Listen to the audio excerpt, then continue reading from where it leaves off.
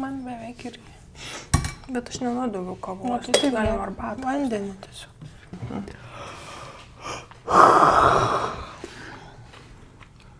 Ką tu Jeigu neįdomu, tai kitą klausimą. ko galvoju, kokį čia kampą paėmus. Kas tau buvo sunkiausia auginant mane būtent, kaip aš vaikas, kai buvau? Arba kaip dukra iš esmės, dukra kaip mergaitė. Ir mane atskirai kaip žmogų. Sunkiausia. Pradėkim nuo to, kad aš dar iki dabar tave ir toliau auginu. Taip. Čia reikia, nebuvo, tai būtasis laikas netinka čia. Kas tau yra sunkiausia dar? Jo, auginant. Tai gal yra dalykų, kur buvo sunkiausia, jau baigės, tie dabar yra kiti kažkokie. Ar visi tie patys? Ne, yra, pavyzdžiui, dabar tu jau apsirengi pati. Jo. Tai tokių, kur pasikeitė tikrai, žinai. Bet tas tavo, pavyzdžiui, sunkiausia gal buvo, kad prašnekinti, žinai, ir dabar tas pats yra ir nuo gimimo tas pats, kad aš tiesiog nutyli, žinai, ir tyli atsisėdus. Kaip ten, su to kalėdų seneliu buvo, žinai, kad neįsiu šitą šventę ir taškas, žinai, ir sėdi apsirengus ten žvaigždutę visą, žinai, išpuoštą, neįsiu, sako. Ir viskas, ir baigtas pokalbis, ir kodėl, prie ko čia, ko tu ir bijai, ar kažką, ir jokio nėra dialogo, žinai, tai va tas sunku labai. Bet taigi pagerėjo situacija, jau negali sakyti. Taip. Jau tikrai daugiau pasakau dabar negu anksčiau. Taip. Tiesiog turiu praeiti laiko, man turi susigulėti, jau tada pasakau. Šitas ir tavo tas autonomija, žinai, buvo momentais nejauki, nes pavyzdžiui, išeini pasivaikščioti su tavim, žinai, ir tu eini ten, kur eini, žinai, ne ten, kur mes planavom, tarkim, arba ne ten, kur man reikia, tiesiog ten, kur lėliukas dar buvau. Jo, ten 3-4 metų, kai vaikščiot pradėjai. Ir eini tenais, ar tau reikia balandį pamatyti, žinai, dabar, ar tau, pavyzdžiui, dabar reikia festivalį nuvažiuoti, žinai, tai, nieks nepasikeitė. Tiesiog, nes tu nusprendei, kad tau ten reikia ir taškas, ir tu gali čia, visi giminės ir artimieji gali, žinai, mojuoti, rėkti ir nesvarbu tau, žinai, nes tu turi tikslą. Tai va, tas, tai nepasikeitė nieks. Tas nėra lengva. Kaip pažinkim jo. Bet iš kitos pusės tu gali irgi pripažinti, kad tu man ir leisdavai, tu man sudarai tokias sąlygas, kad aš galėčiau taip laisvai spręsti ir daryti. Aš eidavau iš paskos tiesiog, jo, tai tas. Neblokuodavai man, nei rėkdavai ant manęs, neik ten negalima. Dabar kartais pasakai, kad nors aišku, nereikėtų taip daryti. Man nesigirdi dažniausiai, bet. Būtent, šitas, kad tau nesigirdi, žinai, ten. Negaliu sakyti, kad aš nebandžiau, žinai, ir garsiau kažkaip riktelėt, kad tu neik ten, žinai, ten mašinos, arba ten kažkokia katė išprotėjusi, žinai. Bandydavau ir griežčiau, ir garsiau, žinai, bet nesigirdi tiesiog, vaikas turi tikslą. Ups. Tai va tas, daugiau kaip mergaitė, ką aš žinau kaip mergaitė. Vis tiek tas yra. Mama ir dukra yra toksai, nenori susisiejimas, toks, kad matyt kaip atskira gal sunkiausia, žinai, nes taip norisi matyti kaip save. Kad kaip mano tęsinys, žinai, ir.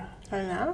Jo, ir kad, toks yra, liktai užsiprogramuoja, žinai, iš karto, kad tokia pat turi būti. Rimtai? Yra šitas jau.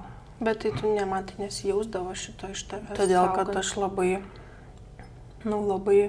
stengiausi matyti kaip atskirą žmogų. Taip. Nes, šiaip yra ir darbe matosi tas, kaip skundžiasi, žinai, moteris santykiuose su mamom, kad tas susiliejimas, žinai, reiškia tie konfliktai, kai arba turi būti tokia pat kaip aš, ne, arba jeigu ten, tarkim, mama savim nepatenkinta, tai automatiškai nepatenkinta ir dukra, ir perkraunant dukros tą savo nepasitenkinimą savim. Arba tie perdėti reikalavimai, žinai. Pavyzdžiui, mano mama turėjo tokį būk kaip aš, bet dar geresnė, žinai.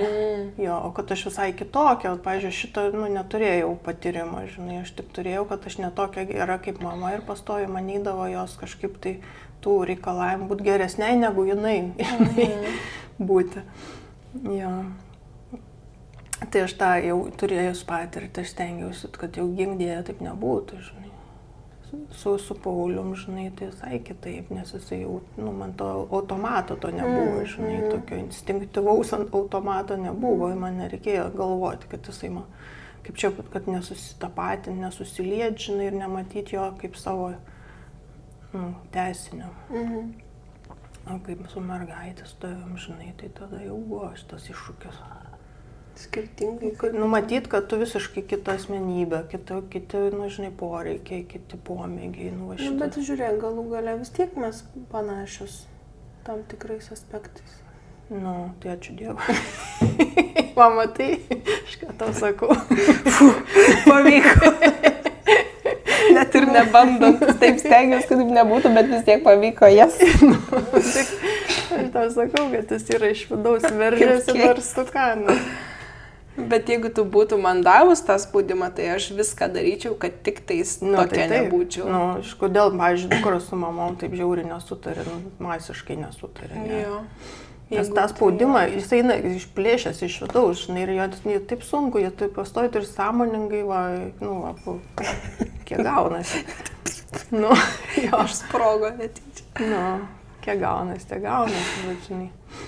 Bet tai kas čia tokio, jeigu aš ir nebūtume mes tokios panašios, tai kas čia tokio, taigi, ką aš žinau, tai kaip... Aš negalėčiau, čia yra, man atrodo, evoliucinės psichologijos, žinai, jau sritis, aš...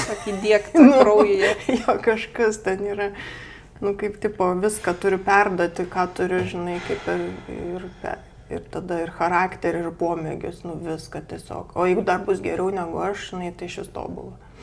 Bet tu nuo pat vaikystės, mano jau kaip pastebėjai ir matai, kad aš visai linkusi kitus hobius, pavyzdžiui, labai akivaizdžiai skiriasi mūsų užsiėmimai. Nebuvo taip, kad aš neliūdėčiau dėl to. A, ne? Rimtai? Tai taip. Aš tokia vis tiek sportą mėgstu ir mėgau ir dabar mėgstu, ir knygų nemėgdavau skaityti, ten siuvinėti visokių, man ne. Dėl siuvinėjimo tai iki šiol širdgėl. Rimtai. Aš tai mokinau siuvinėti. Mokinai, bet manęs nesužavėjo. Mačiau. Tada liūdėjai. Liūdėjau. O, Jėzau. Aš mėgdavau pasidaryti barbėm suknelės. Tas džiugina. Siaubas, kaip vertina pagal save grinai. Ką aš tau sakau? Tai man, jeigu man patinka žaisti tenisą, tai tu dėl to liūdi? Jau pripažink dabar tiesą, kad jau šnekam. Gal žinai, sakyčiau, kad nebuvo tokio euforinio džiaugsmo. Bet taigi, matai, pavyzdžiui, aš laiminga. Kai tu ėjai, pavyzdžiui, į tą baleto užsiėmimus, 3 kur nuėjai tenais, labai džiaugiausi. Man ten taip gražu buvo. Taip, tiesiog balzamas širdžiai. Bet aš, pavyzdžiui, mėgstu šokti. Dabar, kad yra, ne, aš daug šoku, tai tu džiaugiesi. Labai. Bet matai, tu kaip meniškai, meistriškai tiesiog slėpėjai nuo manęs šitą savo liūdėsi. Aš niekada negalvojau, kad tu liūdė. Būdavo ryškesni momentai, kur aš žinau, kad tu tikrai džiaugiesi. Tai tada jau matydavas, bet aš to neprimdavau taip asmeniškai, kad čia nuo manęs tai priklauso. Tai kad tas liūdesys durnas, tai aš jo nedemonstruosiu, žinai, jisai iš viso net nėra nei logiškas, nei joks jisai, suprantis, toks, sakau, evoliucinis, žinai. Bet aš, pavyzdžiui, turiu ir tėtį, ta prasme. Tai visi vaikai taip pat, ir brolį turiu, ir draugų, kurie irgi turi daug įtakos. Ir šiaip tiesiog aš gimstu jau su savo kažkokiais. Tai taip, ir pavyzdžiui, sako, kad ir močiutės seneliai, žinai, daugiau net įtakoja negu tėvai, ten su tais visais pomėgiais, polinkiais, žinai. Tai tu galvoji, aš nesuprantu, aš viską suprantu. Aš tau sakau, kaip yra, žinai. Slapti paliūdi biškį. Labai lauksiu, kai tu turėsi dukrytę ir tada tu man papasakosi, žinai, kaip yra. Aš irgi norėčiau. Aš noriu, kad ją aprengti taip pat, kaip aš rengiuosi, žinai, kad jinai mėgtų taip pat tokius drabužiukus ir tokias pačias spalvas, kaip aš mėgstu. Dėl šito tai tu neslėpdavai. Tai užsidėk sijonėlį, Šitą rožinį. Šitą tai jau tu neslėpdavai. Aš prisimenu, kaip Iš buvo tokia, iki šiol prisimenu, man buvo kokie 3 metai ir mama nupirko man tokį kombinzoną, bordinis kombinzonas, tokiam šleikom, žinai, ir čia toksai, triušis, ne triušis, baltas kažkoks. Ir jinai sako, žiūrėk, kokį gražų nupirkau, o aš 3 metų, ar jau net 2, aš negalėdavau pakeisti kelnių, man tiesiog kelnės buvo, kaip pasakyti, įžeidimas mano asmenybei, žinai. Ir jinai taip reikalavo, kad aš nešiočiau tą kombinzoną, tai aš tą nuoskaudą, to reikalavimo nuoskaudą iki šiol jaučiu, žinai, kaip aš verkdavau, kaip jinai ant manęs pykdavo ir paskui vis tiek man liepdavo apsimauti ir aš apsimaudavau ir aš taip trindavau su tada, žinai, su tam kelniu, nes man nemalonu. ir ta, tas, kaip sakau, mama, žinai, kad taip, kaip jai patinka, kad apsirengtų vaikas. Kaip tu norėdai, kad aš susišukuočiau visą laiką? Kaip tu, pavyzdžiui, dabar nenori, kad aš su koduku vaikščiočiau. Yra daug tokių smulkmenų, kur tu man akivaizdžiai pasakai. Tai va, man nepavykdavo paslėpti, bet tokių esminių, tarkim, ten hobi, jeigu jau, ne? Čia tai tokios išvaizdos labiau smulkmenos, kur tau rūpi, norėtum, kad būtų kitaip. Bet mes dėl to nelabai ten, kad pykdavomės, tiesiog tu pasakai savo nuomonę, aš dažniausiai ją nekreipiu dėmesio. Gal tas padėdo, kad aš nekreipiu tai dėmesio, gal tas padeda. Aš šiaip labai tvirtai jausdavus, kaip man gerai. Tai kažkaip tau pavyko taip padaryti, kad man nedingtų tas mano noras daryti, kaip aš noriu daryti. Nepalaužti. Man buvo tas, kad aš kažkaip nežinau, ir tos žinios psichologinės, ir asmeninė patirtis, kad nėra sunku palaužti vaiką, žinai. Tu gali palaužti jo valią, jo asmenybę, žinai, kaip jis formuojasi, kurią pusę. Ir aš to labai nenorėjau daryti nei su vienu, nei su kitu, žinai. Man tas buvo baisu, kad tik taip nepadaryti, žinai. Jeigu ten nepadeda kažkokios manipuliacijos, žinai, tai tada gali smurtų palaužti, žinai. Tai man tas, kad padaryti taip, kaip tu nori, žinai. Perdaryti pagal, kaip ten sako, perdaryti pagal savo tobulą atvaizdą, žinai, gali vaiką. Bet ir dabar tas pats veikia, ta prasme, man tavo nuomonė yra pirmoji vietoje gyvenime visur ir visada. Nesvaru, kad neklausai. Tai ant tokių smulkmenų, tokia smulkmena kaip mano plaukų ilgis, tarkim, mane, net ir to klausau dabar. Pasišventus nesikerpu tų plaukų, nes mano mamai gražiau, kai yra ilgi ir mane įtikinai, kad taip gražiau. Bet vis tiek visada ta įtaka, jinai žiauriai stipri yra tėvų ir aš jaučiu visų savo kūnų ir net jeigu aš absoliučiai nesutinku su ta nuomonė, vidumi savo žinau, kad man yra kitaip, aš kitaip jaučiuosi, bet tu pasakai savo nuomonę, man kaip mano nukerta pusė mano nuomonės, kad ir kokia stipri bebūtų. Tai aš tą, aišku, 100 kartų sakiau, kad atsargiai sakyk savo nuomonę, nes žiauriai paveikia. Nors ir nesutinku, vis tiek žiauriai paveikia. Man numuša mano tada labai kažkokį matymą. O gal tavo bloga? Tai žinoma. Tėvai žino geriausiai.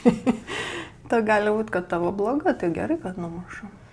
Bet man tai pas mus bent jau toks santykis, kur man atrodo ir mano nuomonė tau taip pat veikia, svarbi yra. Tai aišku. Tai va, tai toks abipusis pas mus čia vyksta pasidalinimas.